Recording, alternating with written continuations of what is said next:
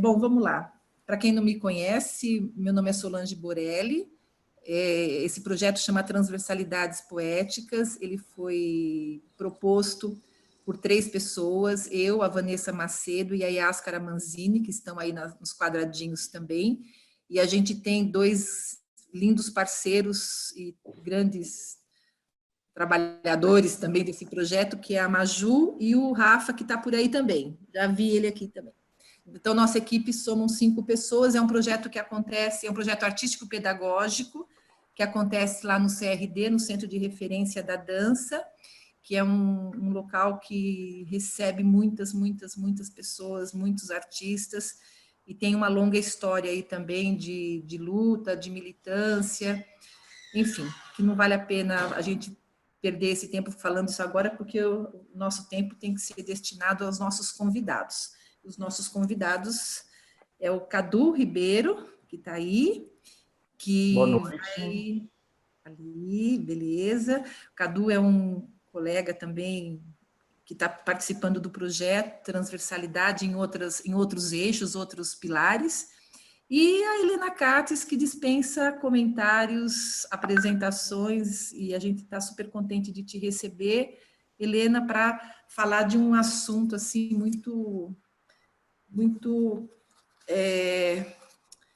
importante, como todos os assuntos são importantes, mas esse, nesse momento também tão delicado, a gente teve uma conversa bem legal outro dia, em relação a tudo isso, e vale a pena, eu falei inclusive para a Helena que a gente queria muito ouvir o que você tinha para falar sobre corpo, sobre dança e sobre esse mundo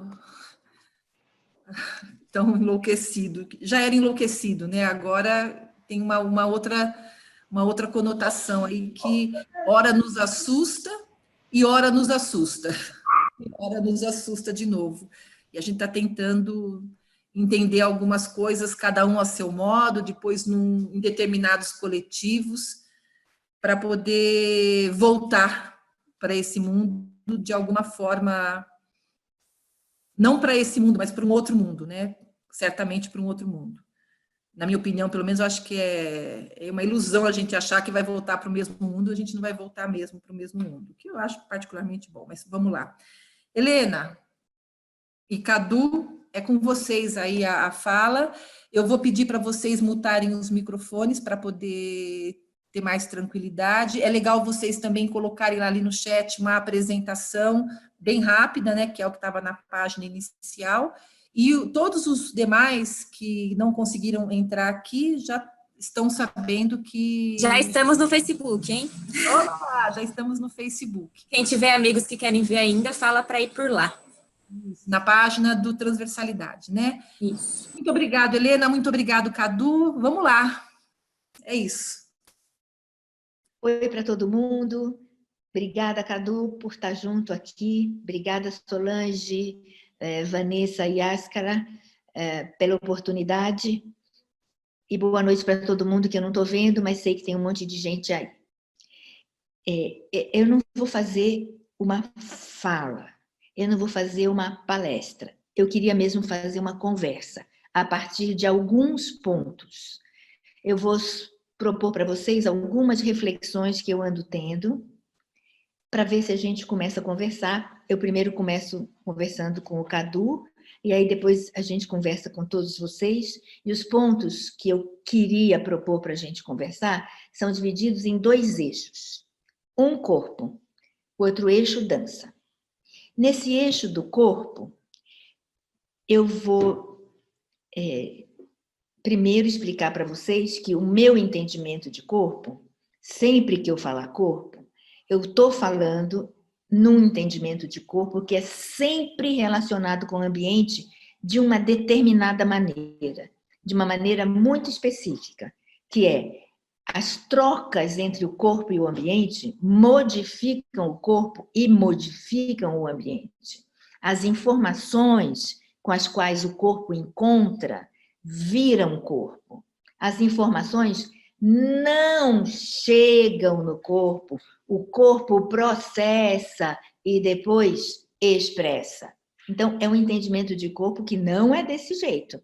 Eu encontro com a informação, processo a informação e depois expresso a informação. Eu encontro com a informação, ela vira corpo, ela corpa. Então, tudo o que eu falar de corpo é esse entendimento de corpo. Esse entendimento de corpo, só para dar referência para quem tiver curiosidade, pertence a uma teoria que eu e a Christine Greiner, minha parceira de mais de 20 anos nessa pesquisa aí, chamamos de corpo-mídia. Teoria corpo-mídia. Então, sempre que eu falar corpo, eu estou falando corpo-mídia. Então, precisei fazer esse esclarecimento para que eu possa propor a vocês isso que eu vou propor para a gente pensar sobre corpo, que é o seguinte. Nós estamos vivendo agora, todos nós, isso que a Solange começou a falar, nós estamos vivendo uma situação para a qual nenhum de nós estava preparado. É uma situação muito nova. E é uma situação, na minha hipótese, de um certo mundo, que depois a gente fala um pouquinho dele, desapareceu. E nós vivemos algo que eu não sei se a gente pode chamar de mundo ou não agora, mas a gente vive num ambiente para o qual a gente tem total despreparo e a gente tem nenhuma condição de manter o mesmo comportamento. Porque se o ambiente é novo, o comportamento desse mundo desaparecido, esse mundo no qual nós vivemos até 2 meses, 3 meses atrás, ele é desaparecido. Você vai dizer, como é desaparecido, Helena? Porque daqui a pouco a gente vai para os mesmos lugares, vai para a escola, você vai lá para a PUC dar aula. Não é a mesma PUC, não é a mesma Helena, não é a mesma aula. Não é mais. Por que não é mais? Porque eu trabalho com esse entendimento de corpo. Todas essas informações nas quais nós estamos encostando, elas estão corpando. Elas estão virando Helena, Solange, Mauri, todo mundo que está por aí. Elas estão virando essas coisas. Nós estamos sendo com essas informações. Se nós estamos sendo com essas informações, e são informações para as quais a gente não tem nem palavra direito ainda, a gente não fez a palavra certa para os fenômenos que a gente está vivendo. A gente tem que tomar muito cuidado, porque todos nós humanos, a gente tem imediatamente essa vontade de aplicar o que a gente sabe onde a gente não sabe. Cilada. Melhor não aplicar o que você sabe, porque o que você sabe se refere a um certo ambiente. E se o ambiente é completamente outro, eu nem digo novo, porque novo nem é uma palavra que cabe nesse ambiente, nesse mundo, nessa situação. Eu não sei como chamar esse negócio. Que a gente não sabe nem o contorno. Você imagina o que é viver numa situação que você não sabe nem o contorno. Nenhum de nós sabe. O tamanho, a extensão, a profundidade, a duração, nada. A gente não sabe o contorno de onde a gente está. Enquanto a gente não souber qual é o contorno, enquanto você não tem um objeto na tua frente, para você olhar e saber o contorno dele, fica difícil você saber as características dele. Fica difícil você saber o que de fato o compõe, o diferencia, o faz novo, o faz velho, o faz repetido. Não sei.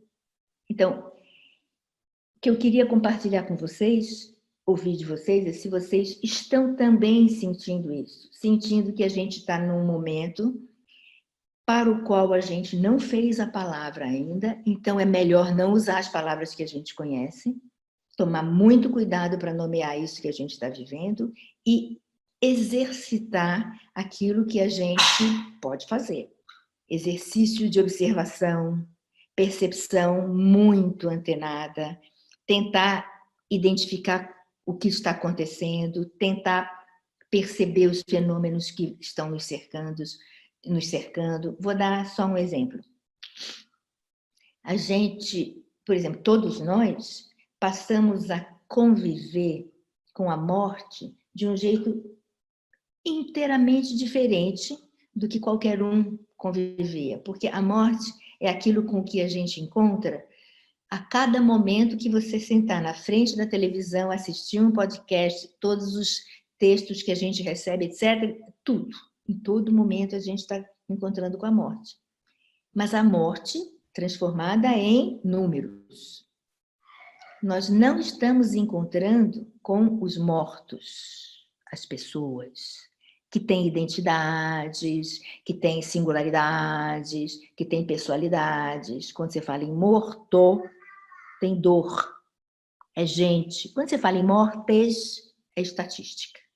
Então, a gente está encontrando com a morte estatística, mas ela está no cotidiano. Isso também não estava no nosso cotidiano. E ela está no cotidiano, no lugar de uma coisa que se chama vida. Para você poder encontrar com a vida, tem um negócio aí, a estatística da morte no meio desse caminho.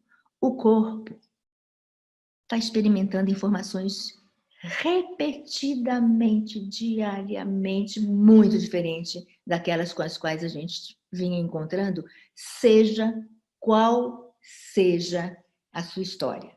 Nenhum de nós nunca encontrou com isso, porque isso não se estabeleceu até então, no mundo e aqui. Então, isso é uma coisa. Se é com isso que a gente está encontrando, nós estamos corpando isso. E o que vem acontecendo com a maioria de nós? Além disso, as telas passaram a ter outra intensidade na vida da gente. Não apenas mais horas nas telas. Eu, por exemplo, que sou professora, passo muitas horas agora nas telas. Não apenas dando as aulas, mas registrando as aulas, mas dando aulas extras, mas respondendo a... Por quê? Os vínculos agora, que não foram feitos em sala de aula, não podem ser feitos por aqui. Por aqui não dá para fazer vínculos. Aqui a gente fica feliz quando a gente encontra alguém com quem você já fez um vínculo. Aqui se faz outro tipo de relacionamento. E a incidência dessas horas de telas na nossa vida se intensificou a um ponto que o corpo não dá muita conta. Então, todo mundo tem sentido mais dor de cabeça, mais cansaço.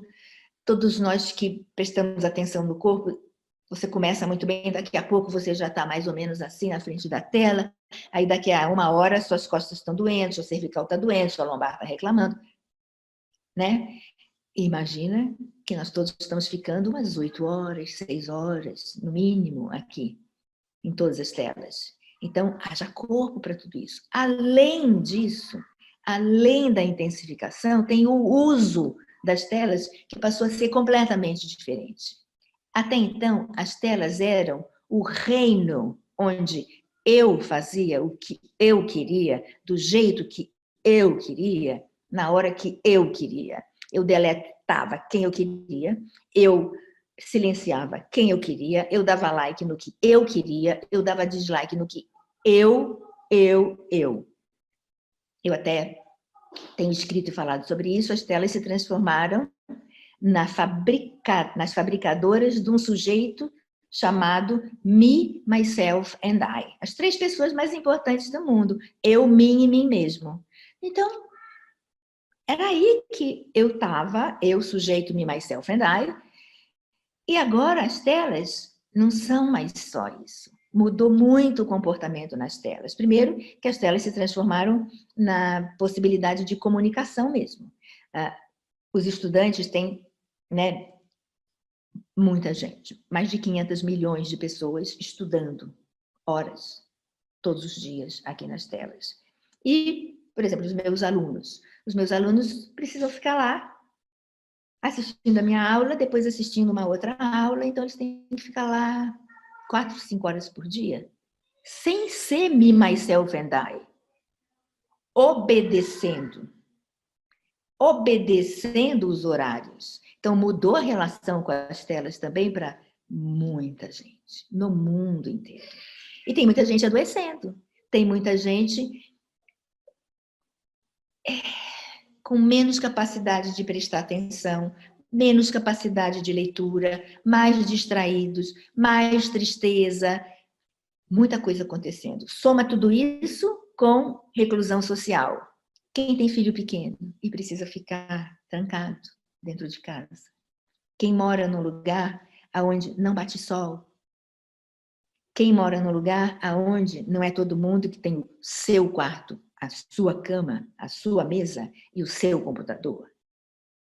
A maioria do mundo não é assim, cada um com o seu espaço privado para poder ficar fazendo o seu joguinho, fazendo isso. O mundo é diferente disso.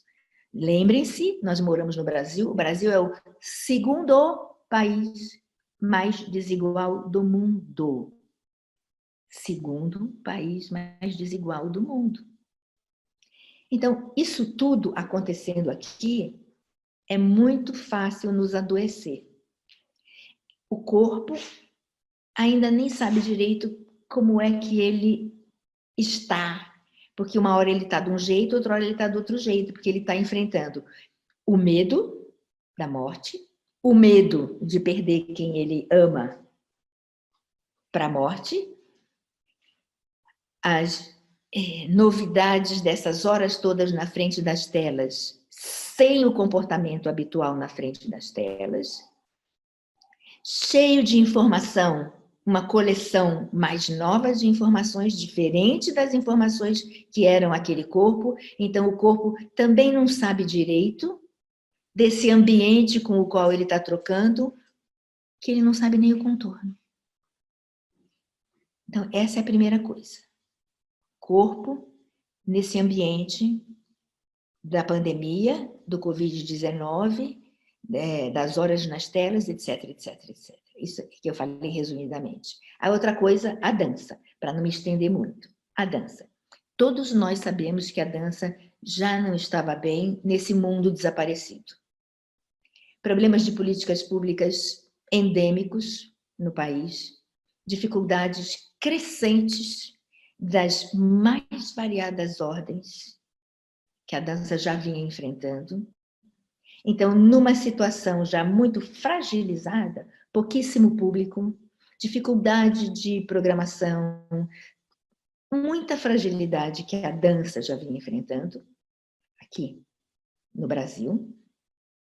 A dança nesse ambiente, que a dança vai fazer parte desse ambiente porque ela está viva agora nesse ambiente. Então, o que começou a acontecer? O que eu chamo de cilada. A reprodução de comportamentos de um mundo desaparecido. Quando eu comecei a ver, não só aqui no Brasil, mesmo fora do Brasil, recebendo de muita gente, um monte de posts de pessoas dançando nas suas casas, fazendo aula nas suas casas. Eu comecei a me perguntar, mas é isso mesmo que cabe à dança fazer agora? É isso mesmo?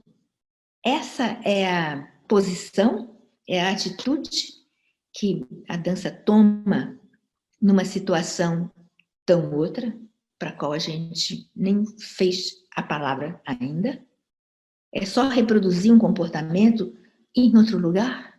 Mas o mesmo comportamento, só que em outro lugar? É isso mesmo? Então, é com isso que eu queria abrir a reflexão para vocês. Para que eu ouvi de vocês, ouvi do Cadu, primeiro a gente ouve do Cadu, o que ele acha, depois ouvi de vocês. Como é que nesse mundo que eu descrevi tão brevemente, um mundo aí que desapareceu, um troço aí que nem sei se a gente já pode chamar de mundo, no qual tem um corpo corpado diferente, porque as informações são muito diferentes, qual é o papel da dança? Como é que a dança se mostra relevante? Ela não estava se mostrando relevante para a sociedade, sabemos nós, infelizmente, por N razões, mas ela já não estava se mostrando relevante para a sociedade. E agora? Como é que ela se faz relevante no país que a gente vive? sem as políticas públicas que a gente já sabe que é uma questão endêmica. Então, se a gente está nesse nesse outro tipo de vida, qual é o papel da dança nesse tipo de vida aqui? Quando todo mundo está ameaçado, não só pelo Covid, mas também pela crise financeira. A estimativa é cada vez mais alarmante com o que a gente vai se encontrar. Cada vez mais os números são astronomicamente desastrosos. Então, como é que uma arte chamada dança está se pensando nesse outro tempo de continuidade desse que a gente está agora? Como é que se pensa agora para poder produzir a continuidade? É com essa pergunta que eu queria começar a conversa e vou passar a bola para o Cadu. Boa noite, gente. Tudo bem? Vocês me ouvem bem? Sim. Tá tudo bem? Bom, boa noite a todos e todas.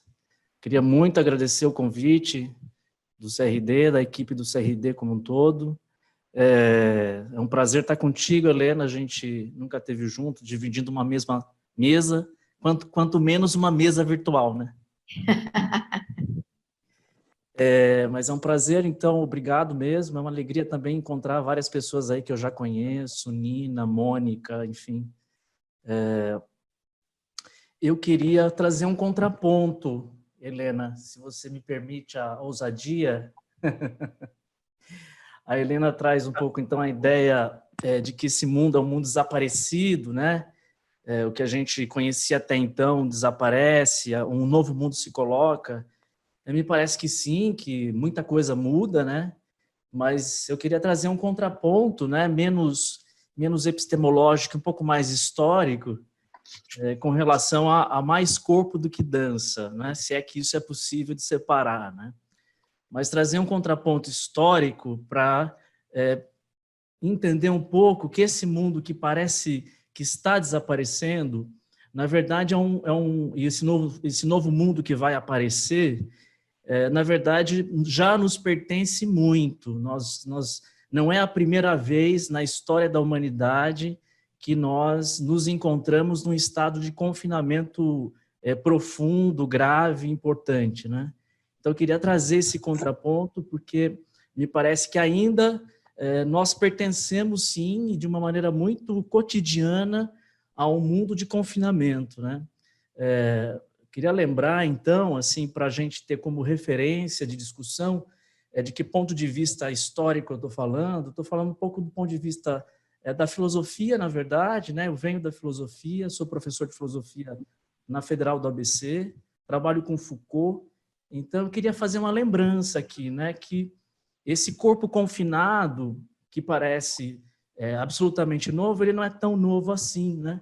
Nós temos pelo menos dois grandes modelos de confinamento desse corpo que aconteceram já na história da humanidade, que aconteceram no Ocidente, e que Foucault chama de um modelo do leproso e o modelo do pestífero. Eu já falei isso com alguns de vocês no encontro do curso de performatividades, né, no Eixo, e eu vou repetir um pouco isso, né? Então, que vivência é essa nossa nesse momento, de um ponto de vista histórico, né?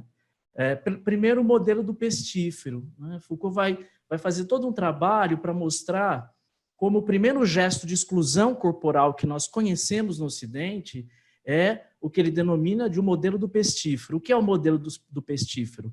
É a reclusão dos corpos leprosos a partir da Idade Média, nos confins, daí a palavra confinamento, nos confins da cidade, nas portas da cidade. Esse é um modelo que ele chama de modelo do leproso, né? Então, ele vai fazer, isso aparece na História da Loucura, enfim, para contar um pouco esse primeiro gesto da exclusão. Há um segundo gesto de exclusão que convive com o modelo do leproso, que é o modelo do pestífero, da peste negra no Ocidente. Esse modelo do pestífero é um pouco diferente. Enquanto o corpo confinado é o corpo que está, na verdade, nos confins da cidade, o corpo do leproso, O corpo do pestífero é precisamente a cidade em quarentena. É o corpo dentro da cidade, é o que nós vivemos nesse momento. Esse modelo se repete um pouco aqui, né? É o modelo, então, em que o pestífero é aquele que está na cidade em quarentena. O que é a cidade em quarentena? É a cidade vigiada, é a cidade que estabelece um território daqueles que estão pestíferos, né? E, então, é um modelo histórico que suscita, que a gente pode chamar de um corpo pestífero, né? Enquanto o corpo do leproso é esse que vai, inclusive num gesto ritual, ser expulso da cidade. A gente pode lembrar, por exemplo, que o leproso é declarado morto dentro de um ritual católico de expulsão desse corpo da cidade, né? Esse corpo leproso, que inaugura então o modelo da lepra, vai conviver com o modelo do pestífero, que é a cidade em quarentena, que divide a cidade, o território, que tem o fiscal que passa, constatando, averiguando os corpos que ainda estão vivos e os que eventualmente morreram. Então, esses dois modelos é bastante importante porque, ou seja, esse mundo é o nosso ainda, né? A gente pode pensar, por exemplo, que o confinamento de determinadas populações é permanente, né? O confinamento da população carcerária, né, no Brasil, escandalosa, é uma realidade exatamente a que a gente vive.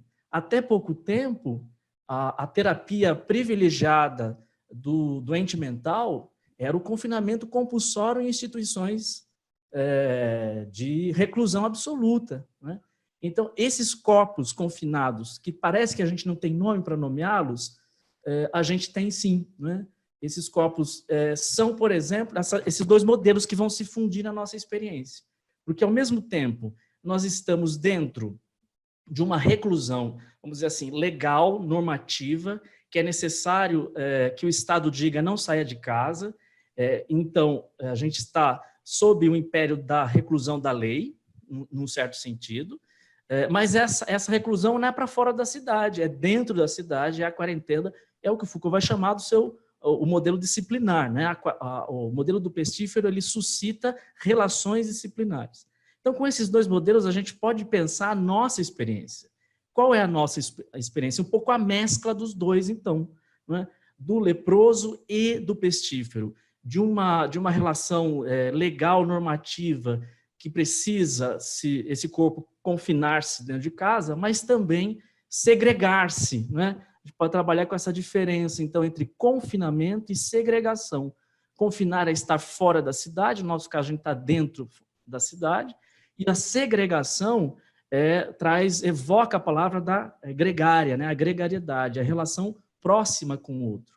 O pestífero não é mais a lei do não contato, é a lei, não é a regra do não contato, é a regra do distanciamento seguro, né?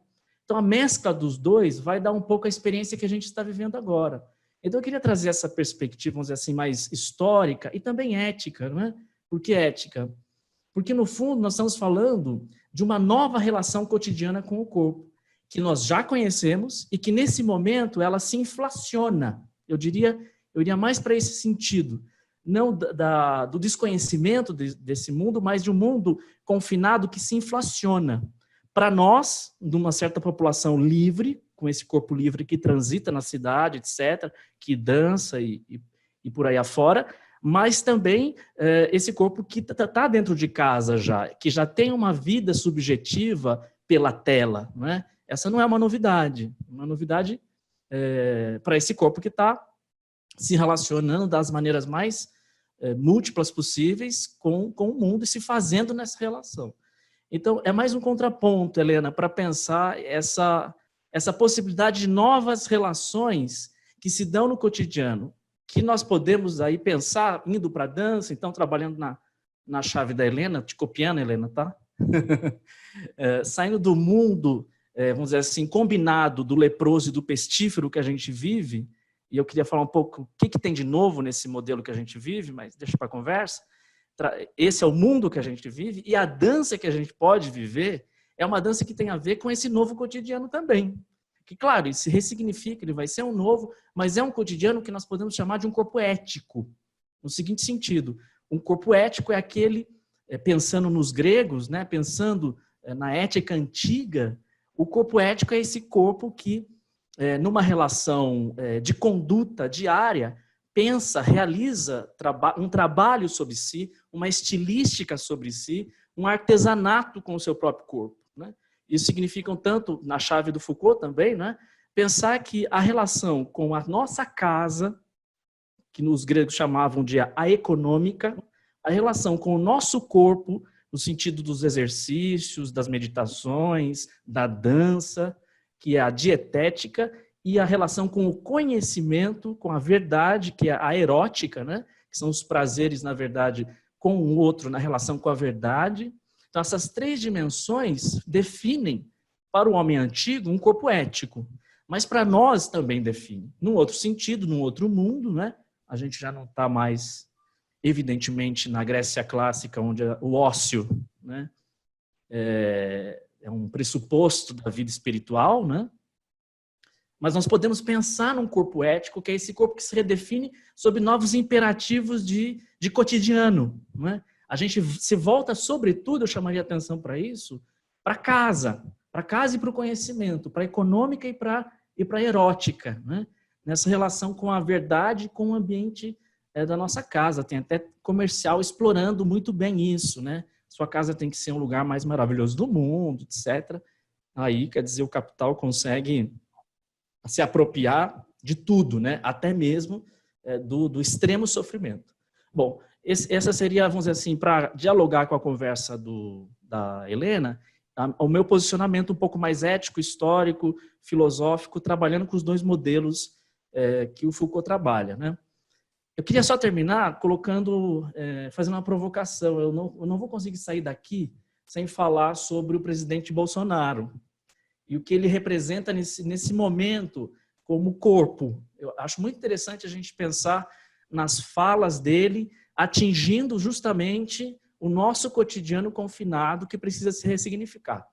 É muito interessante como a fala do Bolsonaro é a fala do corpo disciplinar, do corpo biopolítico, que diz uma biopolítica do e daí, né? Essa é a biopolítica do Bolsonaro, a biopolítica do e daí, né? O que significa o e daí para os nossos corpos? Significa, em primeiro lugar, dizer que matar é deixar morrer, que é um pressuposto o mais clássico, o mais profundo da biopolítica, né? Ele vai totalmente ao encontro do que é o estabelecimento histórico dos corpos biopolíticos, né? Que é deixar morrer, né? Matar é deixar morrer. Ele também diz com essa frase que matar é eticamente justificável, porque vai se naturalizando a ideia de que alguns corpos são vivíveis e alguns corpos são naturalmente matáveis, né? Isso vai entrando numa perspectiva também estatística, não é? Bom, alguns vão inevitavelmente morrer. Essa fala, então, naturaliza que ficar em casa é, de certo modo, um privilégio, quando deveria ser um direito de todos, né? Então, matar é eticamente justificável. E, por fim, matar é viver, é arriscar-se, né? O contraponto economia e vida que está presente na fala, não é salvar empregos e salvar vidas, ou salvar vidas na fala do presidente, é viver perigosamente, arriscar-se pelo trabalho, na verdade, expor os corpos daqueles que são, mais do que trabalhadores, empregados, né? Então, é um cotidiano que se atinge por esses 3 elementos de uma biopolítica do e daí, quer dizer, uma naturalização absoluta de que o nosso cotidiano deve ser pautado por corpos biopolitizados. Bom, já falei bastante, acho que a gente tem material para conversar, tá? Tudo bem?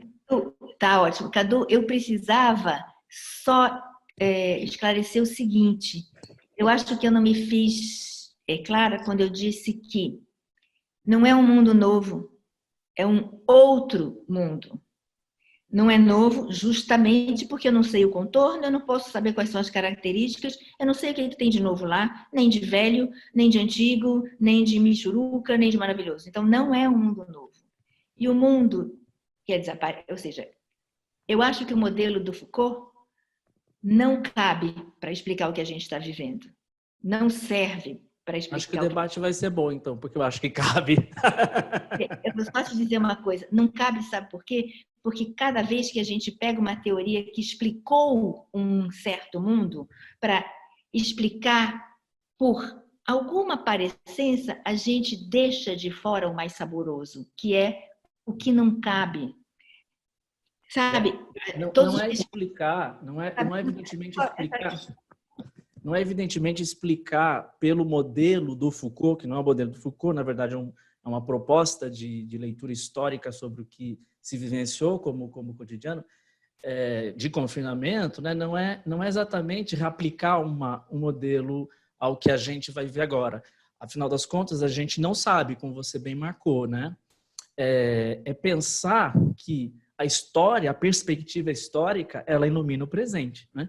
Que a atualidade só é atual porque nós conseguimos, nós só damos significado ao nosso presente à medida que a gente tem uma experiência histórica que pode iluminar. Não significa que ela vai explicar, mas ela ilumina, ela pode abrir possibilidade de reflexão. Então, por exemplo, isso me provoca a te dizer que o modelo não cabe completamente, evidentemente que não. Porque existe, por exemplo, um elemento absolutamente novo que a gente não conhece. E, de fato, esse é o mundo novo, que é o elemento do auto-isolamento. O auto-isolamento em termos coletivos e em termos individuais é um dado novo do século XXI nessa pandemia. A gente não tem notícia disso, né?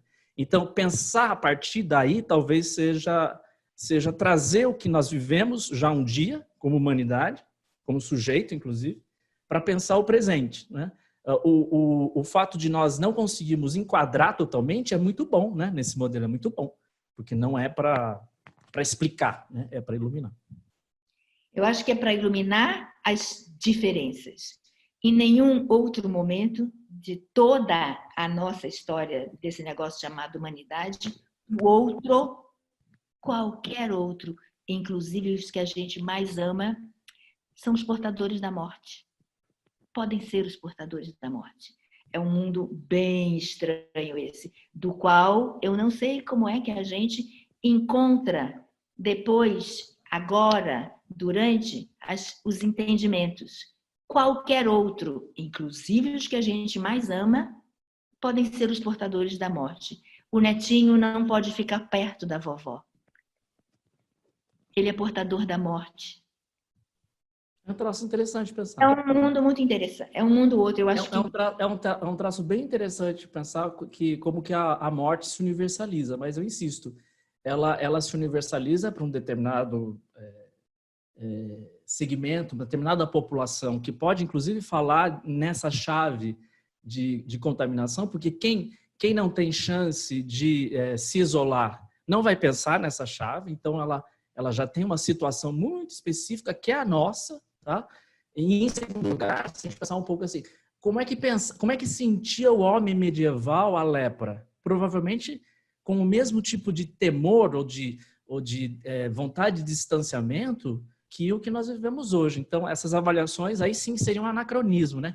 A gente tentar comparar, mas provavelmente no curso dos nossos medos seculares, o medo da pandemia, o medo da doença, o medo da morte, esses medos eles se repõem sob novos formatos, né?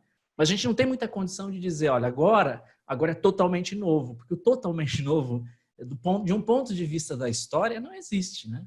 Não existe. Totalmente outro, não é totalmente novo. Que seja totalmente outro, seja totalmente outro, não é novo, não sabemos o que é. É só ter. É que aí tem um pressuposto. Aí tem um pressuposto. Adulto tem que ter o frescor para olhar um troço que a gente não sabe. Aí tem um pressuposto. Desculpa, atropelei a sua fala. Não, pode falar. Eu só dizia que tem que ter o frescor, porque senão a gente acha que no meio da morte não tem muito frescor, né? O que tem acontece é que a gente não tem ano zero na história. Não há um grau zero da história. Há um grau zero tomado como zero, pensado como zero, admitido como zero. Final da Segunda Guerra Mundial, ano zero da humanidade, entre aspas, porque já tínhamos vivido uma primeira guerra, a segunda foi outra, né? Foi uma guerra da vida, em nome da vida se matou milhões. Uma guerra, portanto, biopolítica. Então, veja, o ano zero, o totalmente outro, né? Eu, pessoalmente, como leitor do Foucault, mas leitor de história também, não acredito. Quer dizer, a gente pode sempre pensar historicamente. Um pensamento histórico, ele exige um enraizamento nas experiências passadas. Esse enraizamento não significa explicar o presente pelo passado, mas significa reconhecer o passado como aquele que significa, dá sentido ao presente. É como se eu pudesse dizer para você assim como o meio altera completamente a relação corporal, ele define, de certo modo, o que vai ser aquele corpo naquela ambiência, também a história é assim. Né? A história vai redefinindo, com base naquilo que, com referência naquilo que já se vivenciou, que já se pôs, novas relações. Né? Ou outras relações, para ficar com o vocabulário que você trouxe. Né? Então, outras relações novas, mas elas se referem a um mundo que já existiu. Né? Pelo menos do ponto de vista da consciência. Cadu, eu não estou te propondo se livrar da história, eu estou te propondo que é bem menos linear e simples. Não tem marco zero, o outro é dentro, o outro não começa nada. O outro é justamente o outro daquilo que está ali, senão não tem alteridade. A alteridade é com algo, não tem marco zero.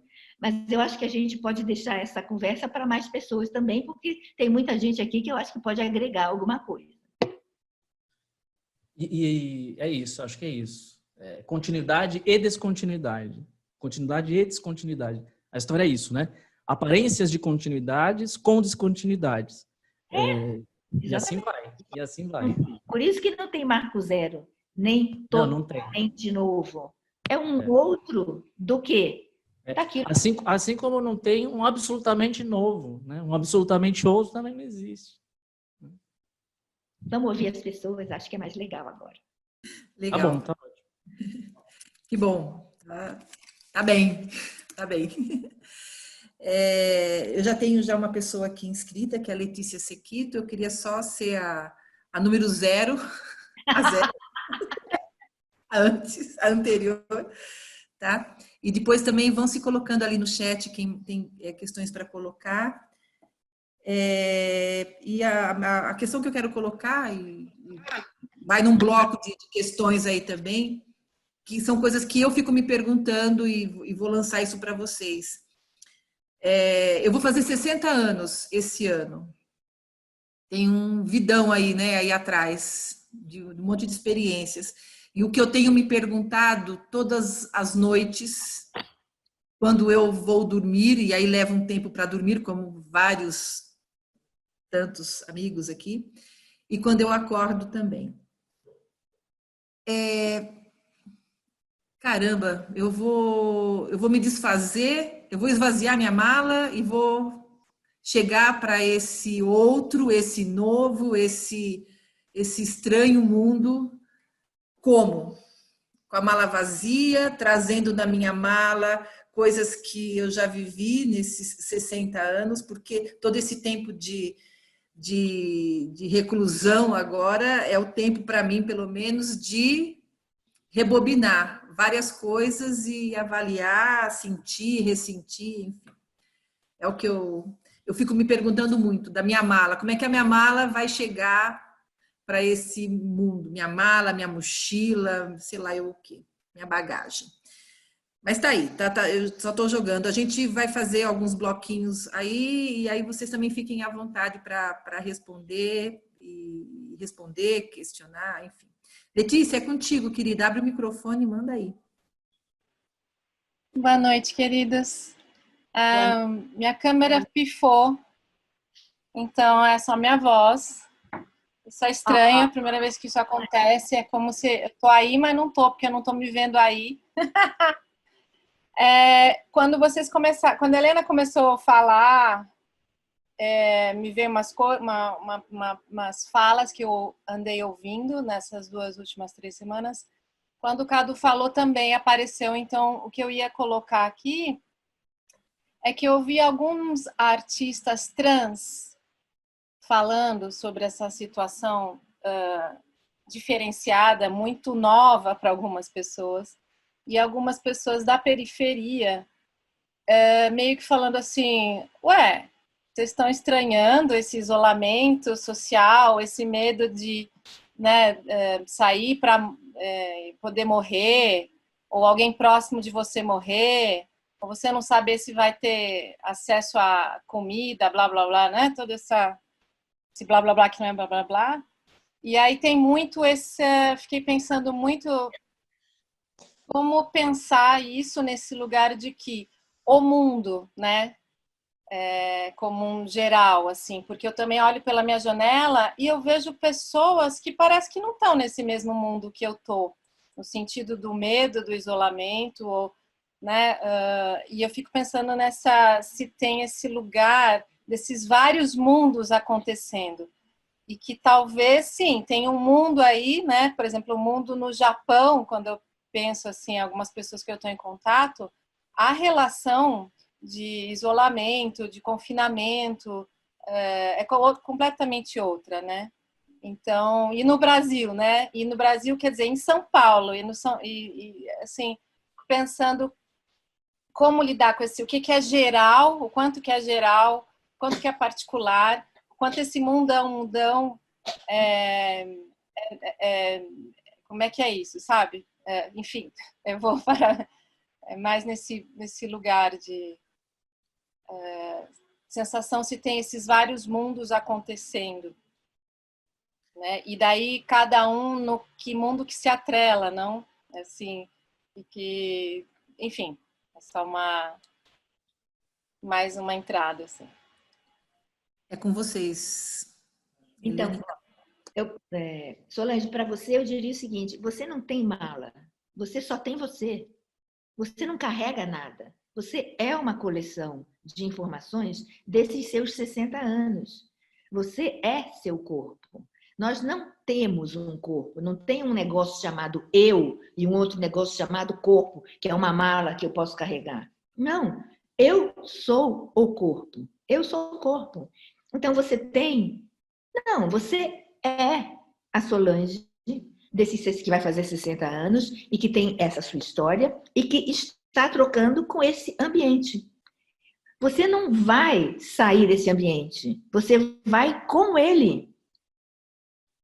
Nesse sentido, que assim, isso que o Cadu falou, tudo isso da história já está. Ninguém se livra disso. É impossível. Essas informações, elas transformaram todos os ambientes, todos aqueles corpos, os que se seguiram, e estamos nós aqui. Mas não é separado, é um fluxão, é um negócio assim, inestancável. São trocas inestancáveis de todos os corpos, com todos os ambientes que já existiram, e neste momento, a Solange é a Solange que não vai para um mundo. Você, eu, todo mundo que está ainda vivo, nós é que estamos construindo o ambiente com o qual a gente vai seguir.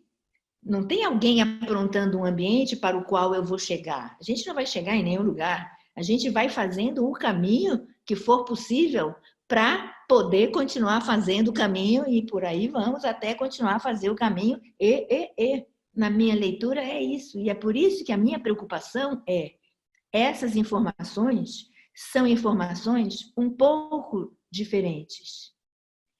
Então, respeito e reconheço, obviamente, já falei aqui, o Brasil é o segundo país mais desigual do mundo.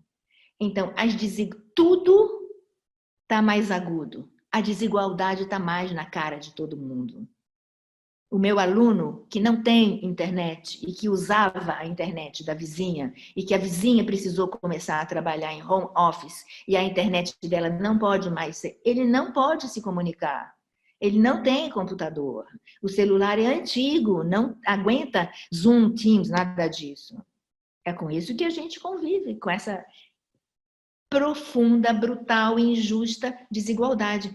Ela está mais aguda, está mais na nossa cara. A tecnologia sempre foi uma linha de corte no nosso país. Porque a tecnologia, que é essa beleza nesse mundo, a gente aqui falando com não sei quantos, que belezura. Metade da população do mundo não tem esse privilégio que nós temos de estar aqui.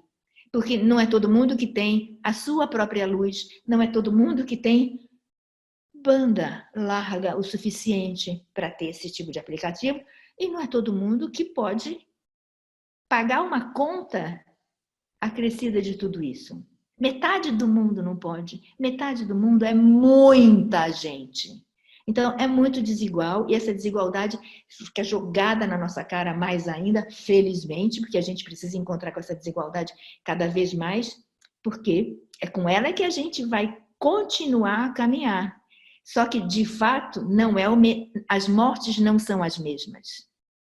Não tem morte melhor ou morte pior. É só a gente reconhecer que é diferente. As mortes agora são diferentes.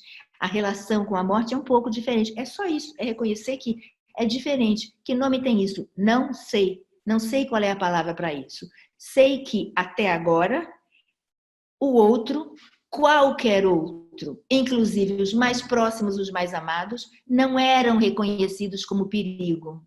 Era reconhecido como perigo aquele outro expulso da sociedade.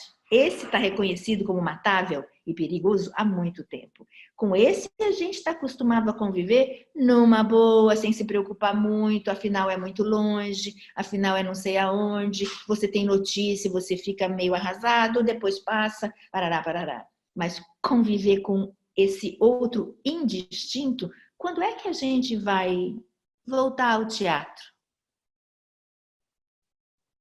Insegurança. Ir ao cinema, insegurança. Não sei.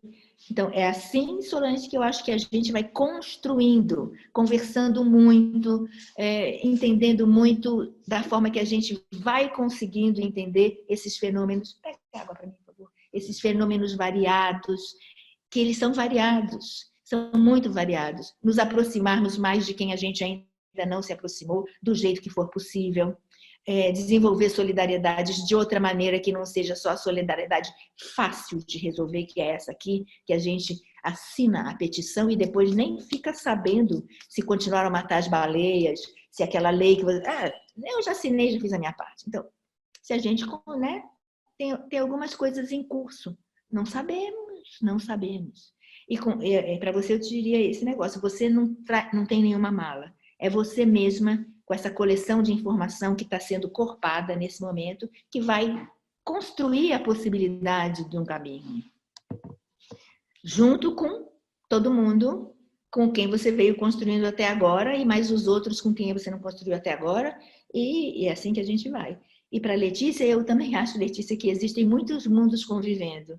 Muitos mundos convivendo.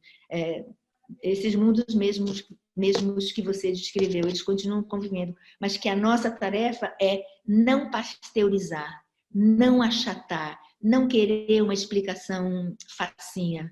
A gente precisa ficar na complexidade. A coisa mais legal é continuar dizendo, não sabemos. Precisamos ficar curiosos, instigados, criativos, quem sabe, para alguma coisa. Vocês são os artistas, né? Quem sou eu para falar em ser criativo?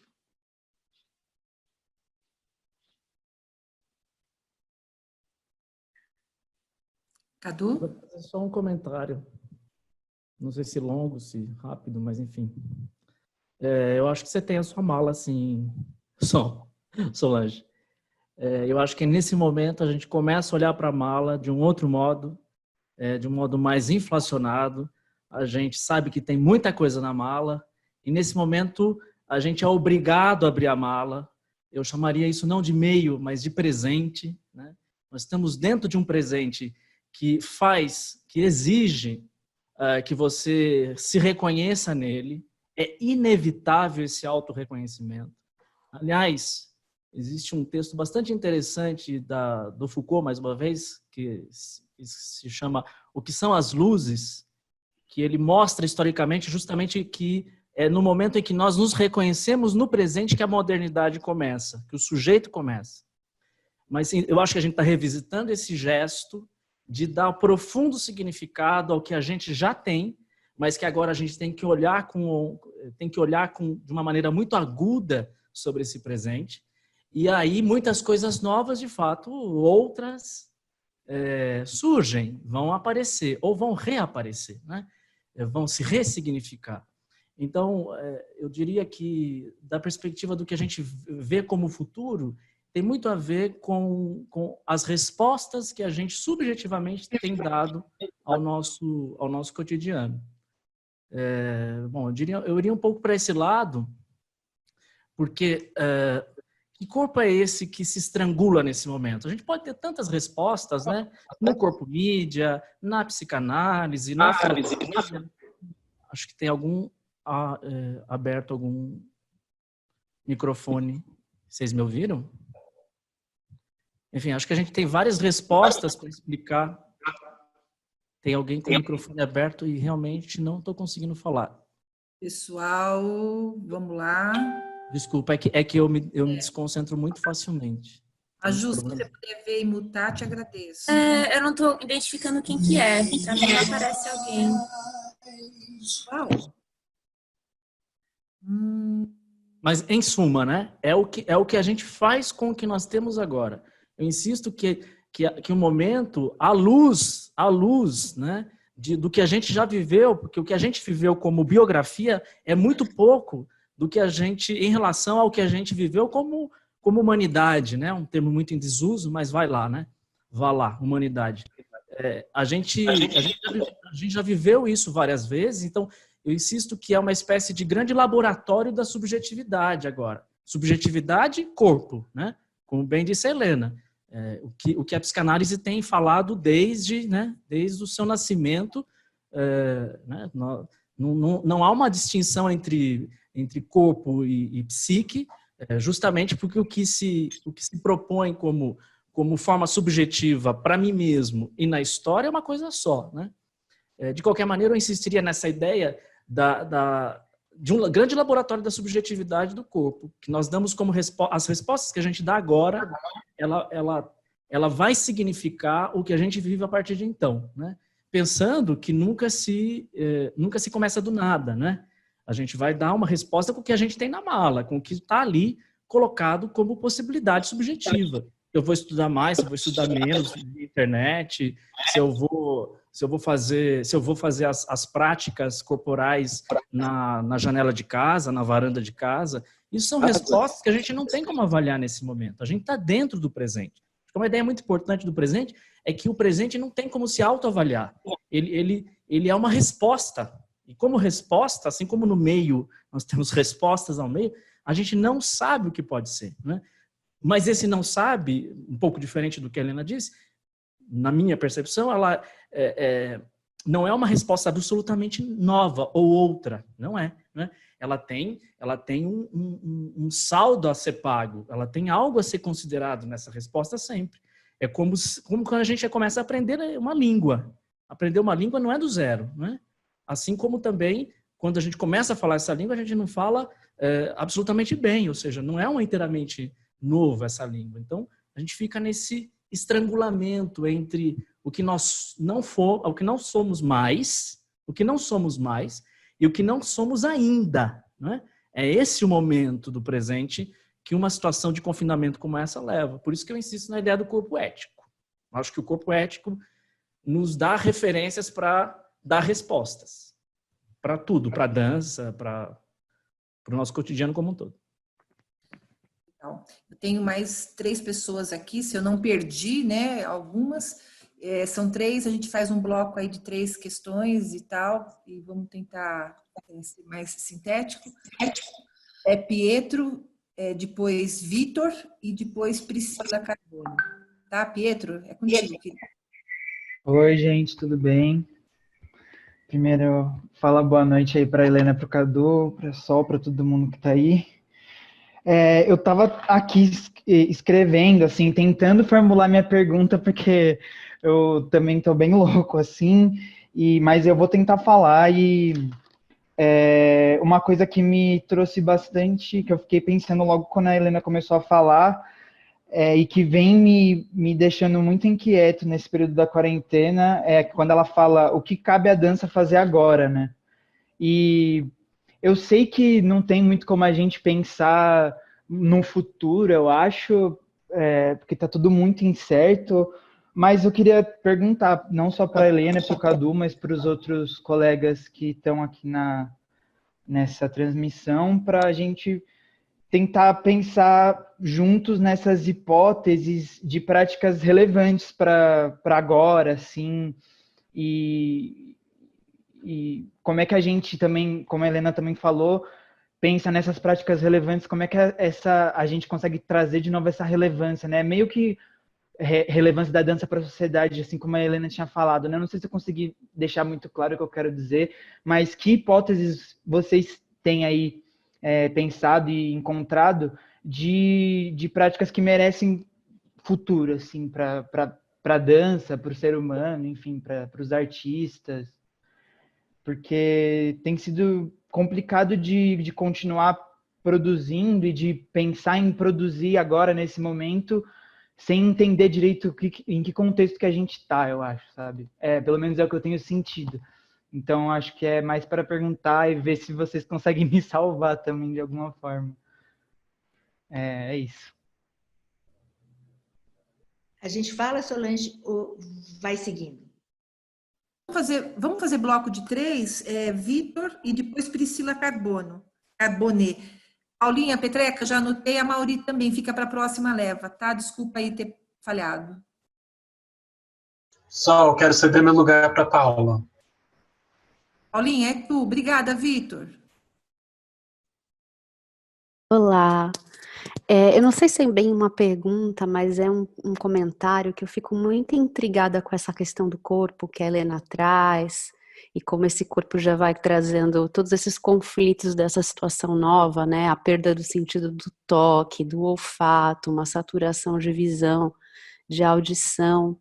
E aí eu acho super conflituoso, né? A gente sente um corpo em crise, adoecendo, e à medida que as imagens que esse corpo também vai produzindo, essa cultura de mídias digitais, mídias sociais, enfatizam muito um corpo que está sempre bem, sempre bonito, filtro que coloca na imagem, a edição das imagens. Então aí tem uma discrepância muito grande entre a realidade e a imagem, e é através dessa imagem que a gente está se comunicando.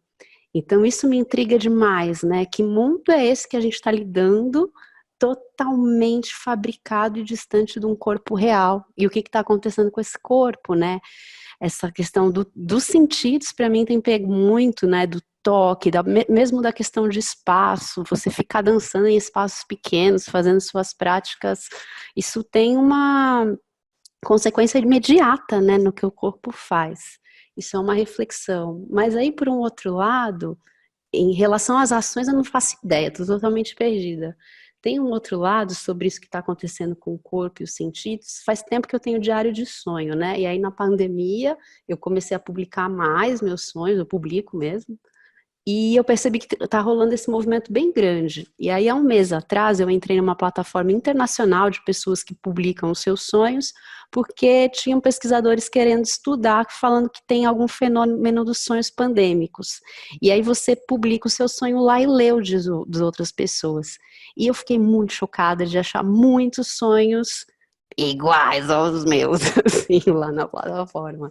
E aí eu achei bem curioso quando a Helena começa a fala dela dizendo sobre a necessidade de ficar observando, estar muito atento à percepção, porque eu sinto que a gente às vezes fica numa reatividade, né, de querer alimentar a produção e não dá tempo de se reorientar nesses lugares. E aí eu queria dizer, não sei também, o Pietro perguntou se alguém tem resposta, eu não tenho resposta nenhuma, mas esse lugar da plataforma dos sonhos aí, de encontrar outros sonhos, para mim foi um lugar de uau, isso é algo outro. Passo a palavra. Priscila Carbone. Olá, gente, estão me ouvindo? Sim. Oi, gente. Eu também estou sem câmera. Eu vou elaborar o pensamento aqui enquanto eu falo, tá? Então pode sair um pouco meio enviesado, um pouco confuso, mas vamos lá. Eu queria falar com o Cadu, né? Fazer uma pergunta para o Cadu e, evidentemente, para a Helena também. Mas eu acho muito interessante a perspectiva, a gente pensar a atualidade pela perspectiva histórica, né? Eu estou muito de acordo com uma coisa que a Helena falou e que o Edu também ressaltou que é muito difícil, né? E tem sido muito difícil a gente pensar esse presente, né? A gente elaborar qualquer tipo de pensamento sobre esse presente que estamos vivendo. Inclusive, parece que essa conversa se dá também sobre isso. O que é isso que a gente está vivendo, né? Tentar, de alguma forma, elaborar uma experiência, né? Elaborar um conhecimento para a gente saber como que a gente vive nesse mundo, né? E eu acho que pensar isso a partir de uma perspectiva histórica ajuda a gente a fugir de um risco que a gente se coloca, que é pensar o presente estando no presente. Porque quando a gente pensa o presente, quando a gente está no presente, a gente tem o risco de criar uma série de enunciados que se tornam uma verdade sobre aquele presente. Né? Tem um trecho do Drummond, né? Quem ama não sabe o que ama, nem o que ama e nem como ama. Né? No momento do amar, a gente não sabe o que a gente está amando. Né? Então, o presente, ele é nebuloso, e quando a gente começa a pensar sobre o presente, a gente corre o risco justamente de criar as verdades sobre esse presente, né, que vão ser confrontadas pelas gerações futuras e tal. Eu acho que esse caminho de ir para uma perspectiva histórica, ele ajuda a gente a fazer uma crítica radical ao presente, não no sentido de nos ajudar a compreender como podemos nos salvar, né? Fazer uma crítica radical da dança, fazer uma crítica radical do corpo, fazer uma crítica radical do corpo no isolamento, para mim, está mais num lugar da gente entender esse corpo, entender a dança, entender o corpo no isolamento, não dessa perspectiva de podemos fazer assim, porque dessa forma a gente vai se salvar, né? A gente vai conseguir viver, a gente vai conseguir elaborar, mas no sentido da gente fazer uma reflexão crítica sobre o presente atual, né? O que é isso? Quando a gente fala que para a gente sobreviver nesse meio virtual e nesse novo mundo é preciso que a gente faça determinadas ações, o que é isso? De onde isso vem? Isso não é tão novo assim, né? Então, acho que a perspectiva, quando a gente fala, né, um do outro, né, inaugura claro que evidentemente mas tem coisas que nem são tão novas assim. E quando a gente busca na perspectiva histórica, quando a gente, né, o Foucault tem a proposição dessa perspectiva de estudar o isolamento a partir do pestífero, do corpo leproso e tal, uma tentativa da gente fazer uma crítica desse presente, que a gente se coloca num lugar de reflexão crítica sobre esse presente, né? Não de criar mais enunciados sobre esse presente. E daí, nesse sentido, queria ouvir um pouco do Cadu, o que o corpo ético, como que o corpo ético ele pode constituir a ideia desse corpo ético, que não é um universal, não é um conceito, pelo que eu entendi, como que ele pode... O que ele pode nos ensinar, né? Não no sentido de nos salvar, mas de fazer uma crítica sobre o nosso presente, de mostrar para a gente o quão não novo é isso que a gente já vive. Acho que é isso. Não sei se ficou claro.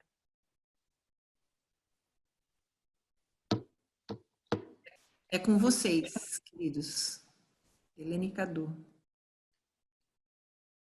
Eu posso falar para Vitor e Paulinha? Ei, Paulinha, vão te ver. Então, Vitor, minha... Pietro, tá, Helena? Desculpa. Pietro e Paulinha. Pietro, a minha proposta é silêncio, percepção, olhar, justamente para não olhar criando ações, criando verdades, nada disso. A gente não sabe. Se colocar na posição de não saber, ficar com essa posição de não sabe. Está muito ruidoso, são zilhões de textos.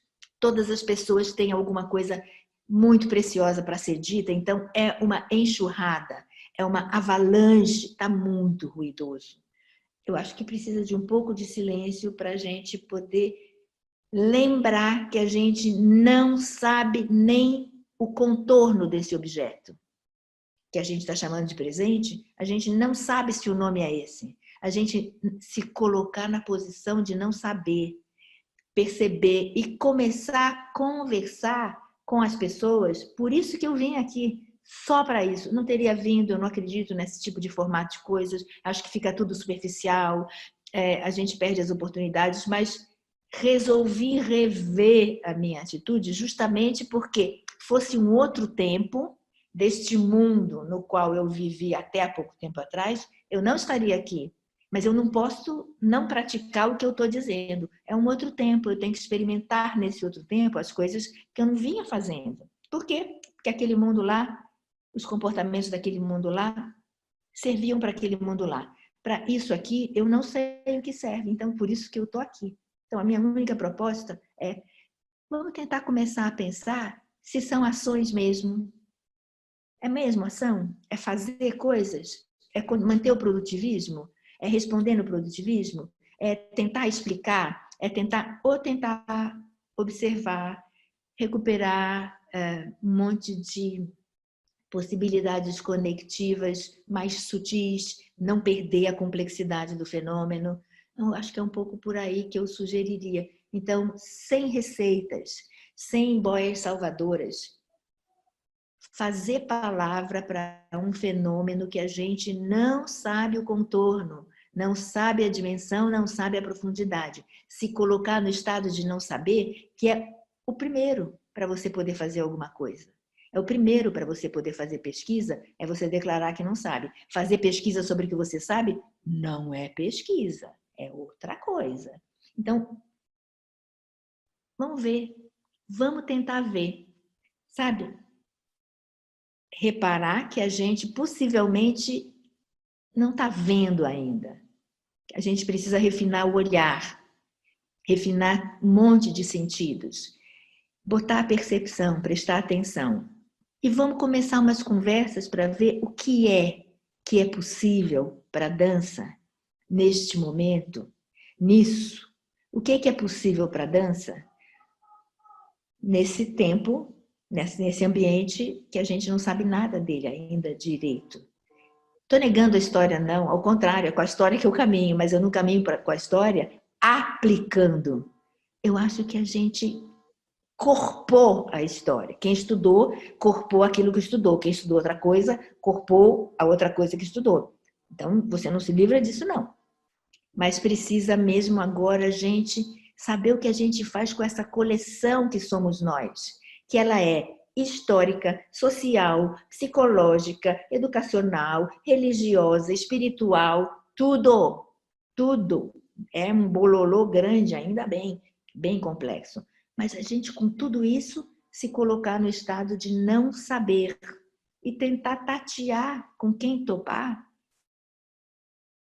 algo que a gente não sabe.